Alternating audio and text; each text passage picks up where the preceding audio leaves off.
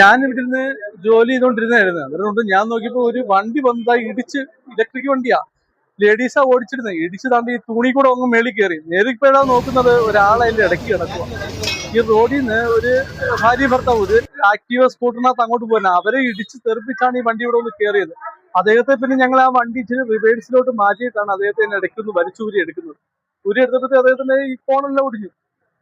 മനസ്സിലായി. എന്നിട്ട് അതിനകത്തൊരു 4 ലേഡീസാണ് ഇരുന്നത്. ആ CCTV ഫുട്ടേജിനകത്തൊക്കെ ഉണ്ട്. കാരണം വെച്ചാൽ ഇവര് നല്ല സ്പീഡായിരുന്നു. അവർ ഉറങ്ങിപ്പോയതാണോ എന്താണെന്ന് നമുക്ക് അറിയത്തില്ല.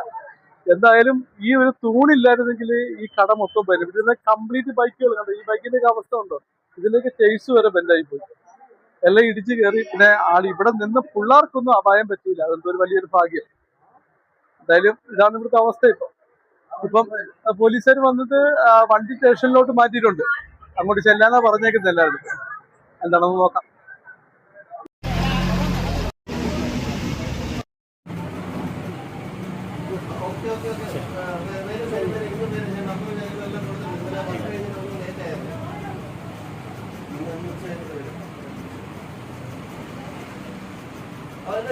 വർഷത്തിൽ വന്നു കഴിഞ്ഞാൽ കാണത്തില്ല ഇവിടെ.